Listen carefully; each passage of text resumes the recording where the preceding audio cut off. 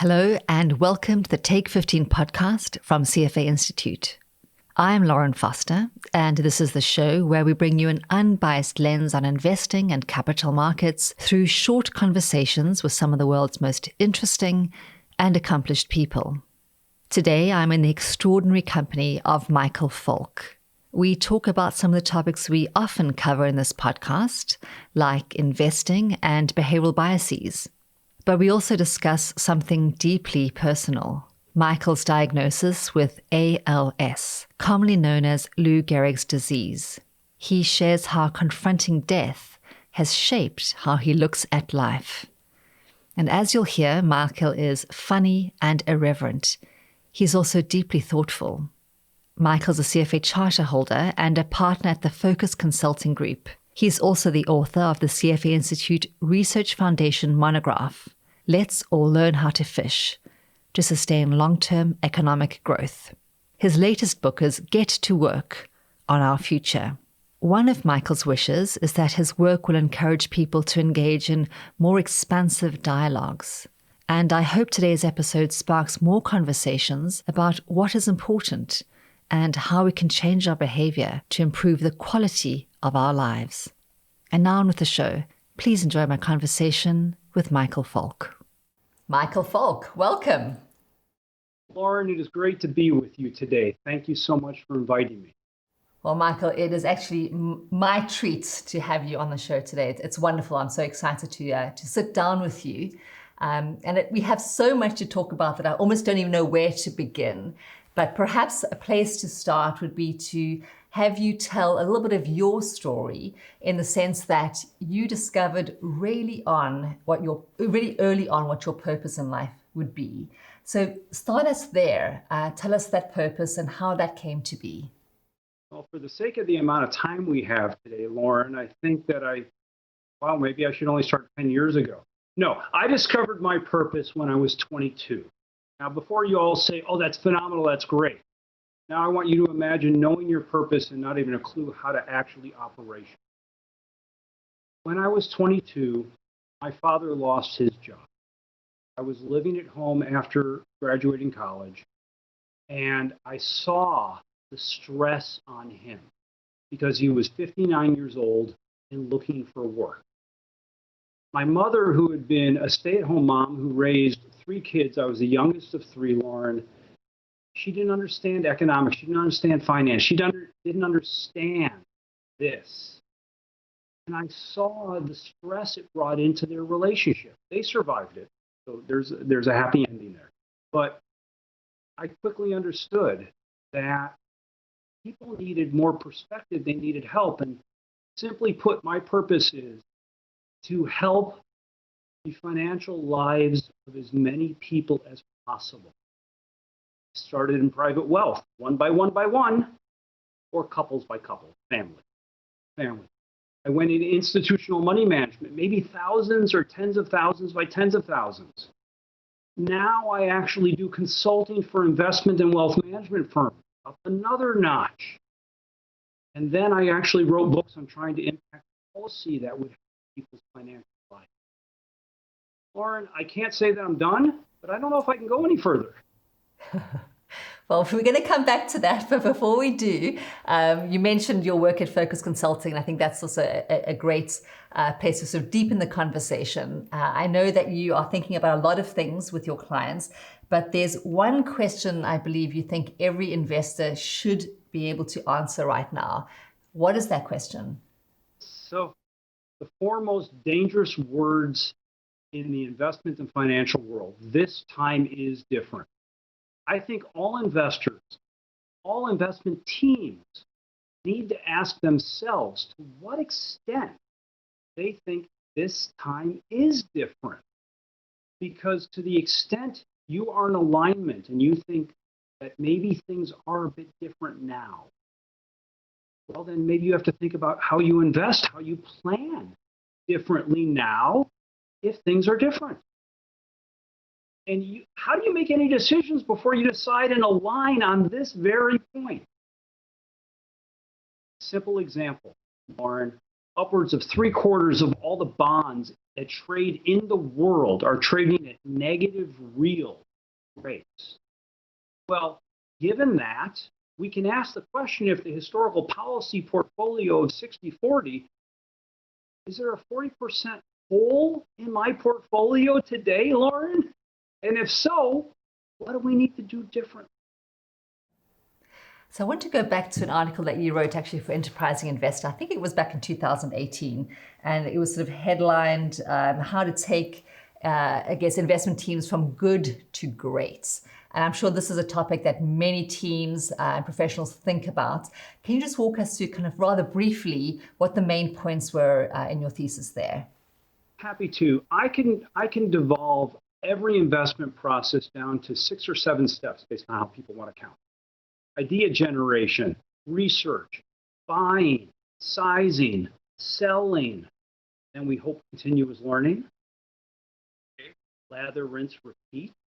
And when we look at this, we know that different people on teams have different skill sets. Why are we not putting them into maybe one of those 5, 6, 7 spaces to succeed wildly instead of across all of them? Instead of thinking about sector allocation of resources, why don't we think about skill allocation of resources? And if you were to start to measure your team's success or lack of, maybe you buy really, really well, your batting average.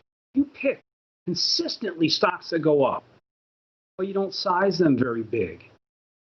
Or you round trip because you hold on too long and you don't sell them well. Let's get into that level of knowledge so that we can take a team and raise them up. It's all about getting better and better. Mm-hmm. So, Michael, I guess you're one of the few people I know that can go both sort of really broad and really deep. And when you go really deep, you go right down into that rabbit hole. And there's one rabbit hole I'd love to just explore. Again, we'll have to keep it sort of somewhat briefly, but I know it's something that you've thought about a lot and you've written about it. And that is sort of stakeholder capitalism versus shareholder capitalism. And I guess the question is, how do we transform for short-term profit for shareholders to long-term value creation for all stakeholders? Well, let me just say, I hope that more and more people recognize that the two are inextricably linked, right? Without getting too much into this, 2 real quick thoughts. I've co-authored a paper on this topic, and I hope it is going to be coming out soon for everybody to read. Number 1. All right, let's get into the meat of it, right? When Milton Friedman said it was all about shareholders, you know, the motivation for his statement was that he was concerned about management essentially stealing other people's monies for their own private purposes and wishes and well thoughts. He said that's inappropriate. So the only way we can refocus management is say only shareholder. Milton has been possibly misrepresented very negatively. Now, I'm not here to defend, but one of the things he said, businesses need to operate within the fair rules of the day. Well, if we say businesses should pay for the production of their goods and services, I mean, should they not pay for the productions of their goods and services? Well, if they're polluting water, air, they're hurting people's future health, that means they are expending other people's resources on behalf of their products and services. But if they should have to pay for them, then it becomes stakeholder, not purely shareholder, because it is beyond the company. But what happens is they're now just saying, taking the appropriate level of responsibility to produce what they're producing. And the only way they can do that is to take into consideration the stakeholder. It's inescapable. They are linked. So why don't we just admit? You know, the first step is always to admit. So I know you're very passionate about everything that you study and you research. And one of the words you told me that you detest is the idea of passive, but applied to this term passive versus active management. So tell the audience why that really sort of bothers you. Nothing is passive. So let's start with this. there is a committee or an algorithm that was designed by a committee that decides what goes into an index fund. That's not passive. You, the investor, have to decide which index to invest in, how much to invest in it. It's not passive. You may rebalance ownership over time. You may sell a holding. That's not passive. The only thing that we can refer to as passive is you make one active decision at the start, what to buy, and then you pretend to be Rip Van Winkle. You go to sleep forever, and then when you wake up, maybe you're active again, but you're passive throughout. There's active somewhere in all of our decisions. And the reason I really don't like the word passive is because I think it describes something that actually doesn't exist, which means that people need to be more thoughtful about, even if it's a small bit of responsibility, what they need to do. So we'll focus now on something that does exist, and those are your two books. So your first book was Let's All Learn How to Fish. I hope I got that title right. And your second, Get to Work on Our Future. So let's start with the first one. Some of our audience might not be familiar with the first book, Let's All Learn How to Fish. What did you set out to do when you wrote that book? My goal was really to start and enable a much better dialogue. If we want to have sustainable economic growth, we have to actually attend to and rethink our entitlement. Things like retirement or health care, or I can go on and on. We don't have enough. All right. We need to rethink. The problem is some people, these entitlements mean a great deal to personally.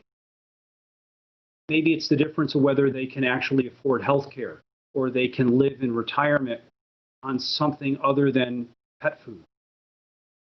So we have to bring a level of empathy and criticality to these topics, because if we don't rethink the design of these, they will destroy long-term economic growth. So my goal was to do good research, to present quality arguments in such a way that we can engender dialogue, because we all, like stakeholder versus shareholder, we are all in this together. And if we can rethink these, the future is actually really bright in my opinion. So let's go on to the next book, so Get to Work. How does it build on the ideas and concepts that you laid out in the first book? Well, the first book was about ideas. The second book was maybe a little bit more about strategy, about how we might be able to get those ideas. But more to the point, Lauren, I had the distinct pleasure, I had the honor of presenting that first book all around the world to CFA societies. And during the Q&A sessions, they taught me something. And that's what's beautiful about a real dialogue. You can learn from others. They taught me that maybe, Michael, the biggest entitlement of them all is not seen as an entitlement. I won't get into the details because of time. I began to imagine the biggest entitlement of them all is actually a job, having a job. If I'm smart enough, if I'm nice enough, I'm decent enough, somebody ought to give me a job. No. Everybody has the ability to do work, most everybody. We need to flip that script. We need to stop thinking about somebody giving us because we deserve it, and going out and doing good work and enabling ourselves. The second book was to take on all the concern about the robots taking all of our jobs, AI tearing us all down. Nothing could be further from the truth, and that's all in that book. But in the first book, I said we need safety nets and trampolines. A net to catch those and support those who need it, trampolines to help enable people to bounce back. In the second book, I added one more piece of furniture, a platform. What we really need, both books, the common thread, opportunity, equality. We all need to have a minimum base from which to leap from. That's the platform. to give ourselves a chance to raise ourselves up. So, three things: safety nets, trampolines, and platforms.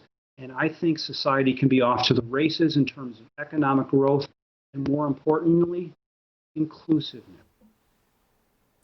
But it seems that might be just even a bit harder now, considering what's been happening with COVID-19 and the pandemic and the environment around us.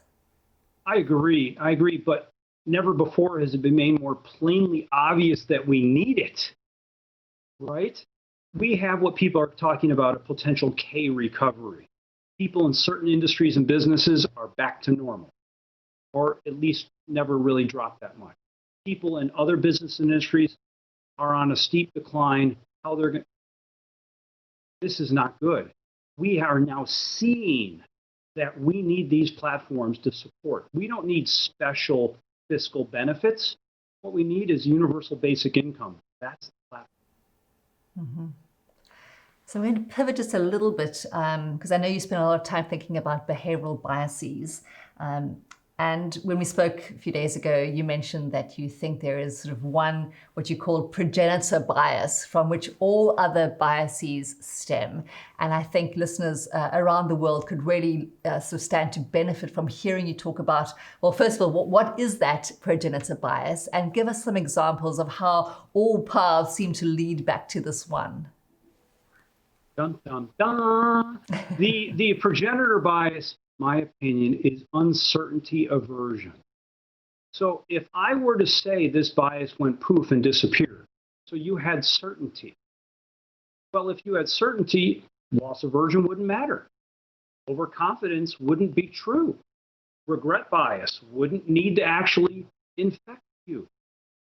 Activity bias, no. If you had certainty about the future, you would not have any of these decision traps, otherwise known as biases, and life would be that much easier. Life might also be a bit boring, though, Lauren. The future being unknown is maybe a good thing. Maybe we shouldn't know too much about our future. That crystal ball can be a little scary sometimes. Yeah, it can, or it can help you plan appropriately and do the right thing. It can help you get to where you want to go, even if you're not going to have the chance to get there. Lauren, so do you want to go down this path? Well, that is probably a good segue for us to go down this path. And I'm just going to tell our listeners that 10 months ago, I saw a post that you put on LinkedIn, and it was a photograph of your arm with a tattoo. And on it, so those who are watching the video can actually see the tattoo. Photograph can be shared in if your people want to see. And you wrote that you took those words that had been in your head forever and you put them on your body for all to see, and they're words to live by. So I don't quite know where to start on this conversation, but you really have been confronting something that many of us have never had to deal with. And you draw such positivity. So just help explain to the audience what the journey has been like for you these past 10, 12, I don't know how many months it's been for you. Well, I'll try. Lauren, thank you.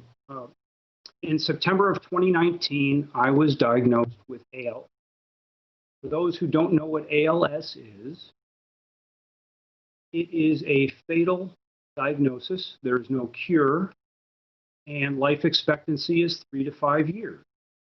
So based upon when my symptoms showed up, I did about my diagnosis, because the doctor's a bit of it does, because it's difficult to diagnose ALS.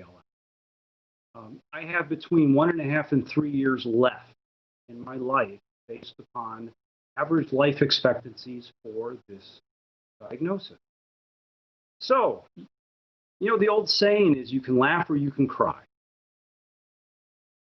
I think I've chosen to laugh versus cry. Yeah, there's a little crying every now and then. All right. The point is, I've had a wonderful life. I have been I'm just appreciative. I've got gratitude for everything I've been able to experience and achieve.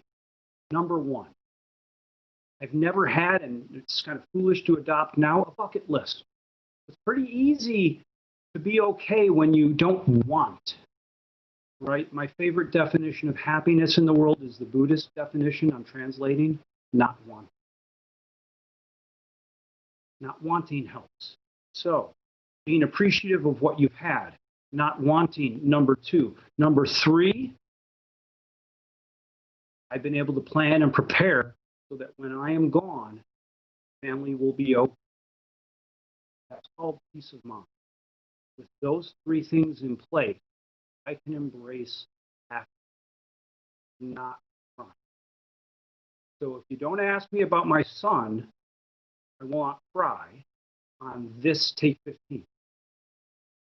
Well, I learned my lesson from last time. I made sure I had a tissue close by because this is really personal and very intimate conversation. You know, as a society, we seem very uncomfortable with death. Death is universal, but we don't seem to want to talk about it. And I know that you work a lot with clients and with firms. And one question I had that comes to mind is many of us in either our professional lives or our personal lives will encounter someone or may encounter someone who has a terminal prognosis. And we don't know what to say, we don't know what to do. So for those who are listening who may have a client who is in a situation like this, or a friend or a loved one, what is your counsel to them? Well, one of the first things I learned is when I started sharing my diagnosis, nobody knew how to respond to it. Right. Yeah. It is so, wow. I've had clients, when I shared the news because I thought it was important they knew, who started crying.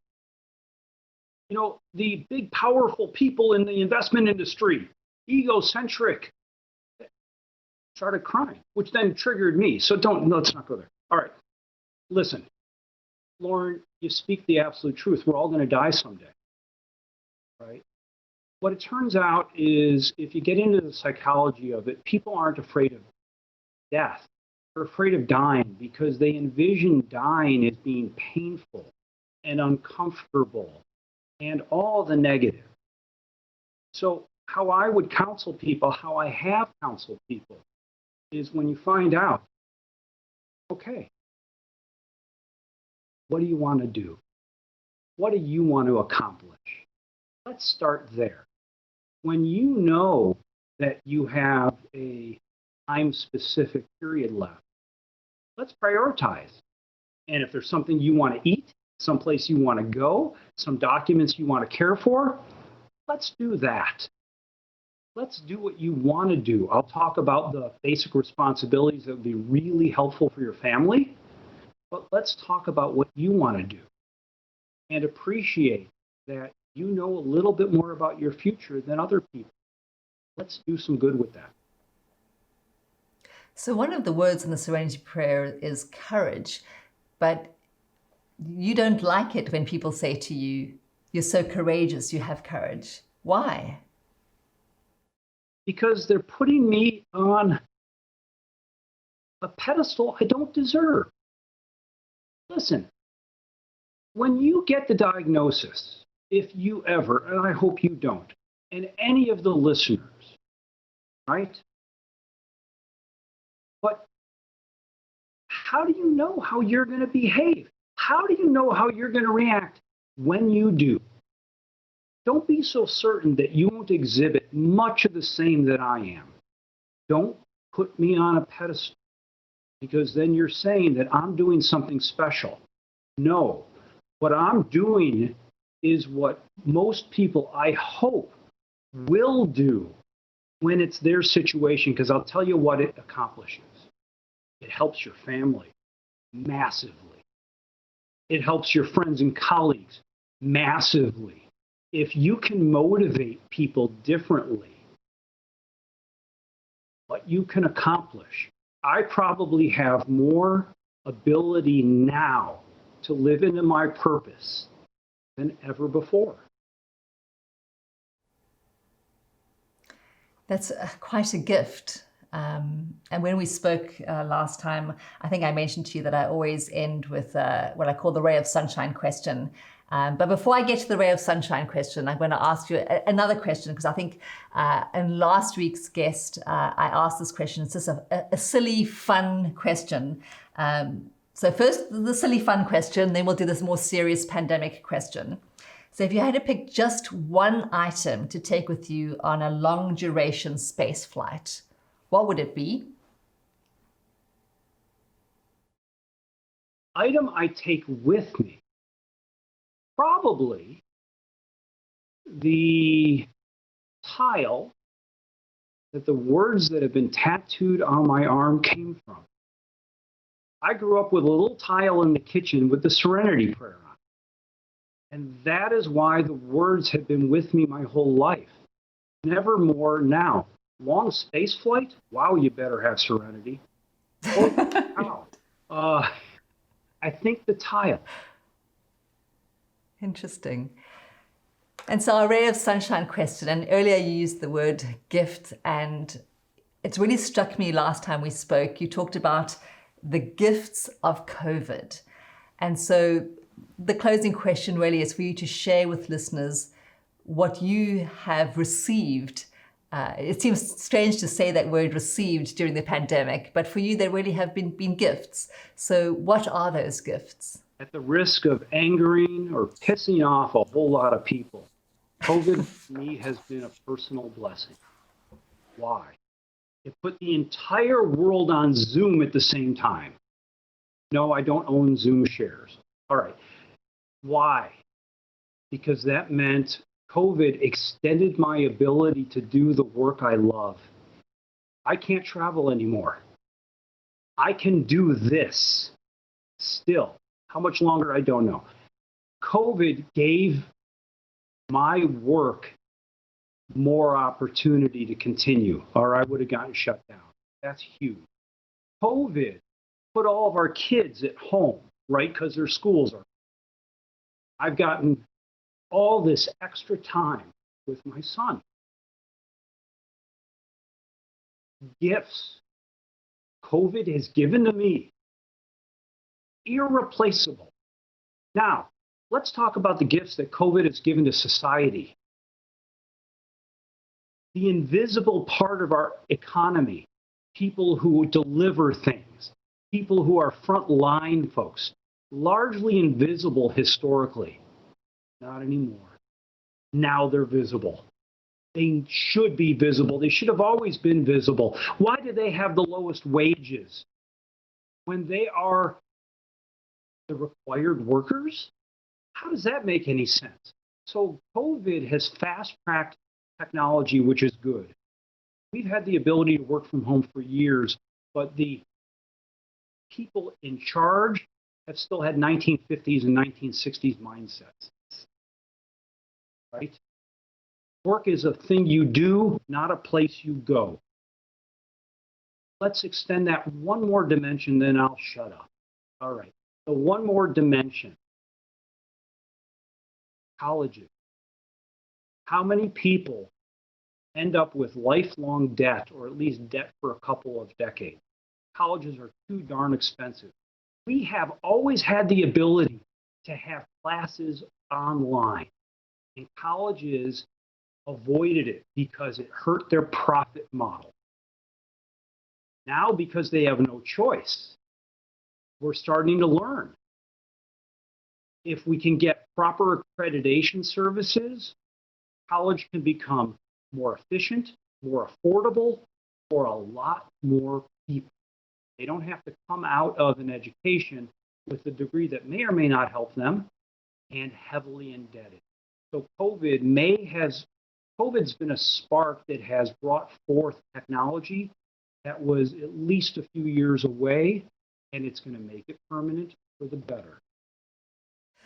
So I do want to ask you one more follow-up question on this. And I've seen, I think you might have written about this, gratitude and empathy.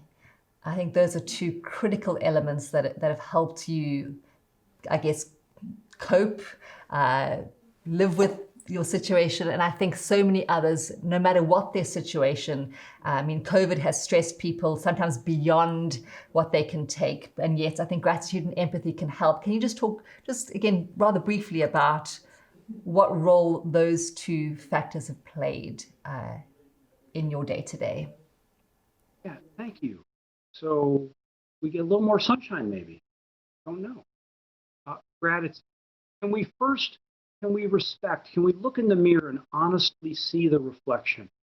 None of us have arrived where we are today on our own. We have had others who have helped us. We've had other institutions that were available or around for us. We grew up in a certain way in a certain place. You didn't do this alone. And when you can first respect that it's not just you, it's everything that has always been around you that allowed you to get to where you are. If you have that appreciation, that will expand your gratitude, even if you don't have that much today. How about gratitude for the people who were there for you, who nudged you along, who helped you along? And even if they weren't so good to you, what did you take away and learn from it? They still helped you. Can you be appreciative of what they taught you, even if it wasn't good in and of itself? Empathy. The moment you can respect and try to understand that, you know what, other people have pain too, maybe you recognize that you're not so different. All have some level of something. When you open yourself up, it doesn't make you solely more human. It will enhance your connections with everybody better. Boy, do we need that now.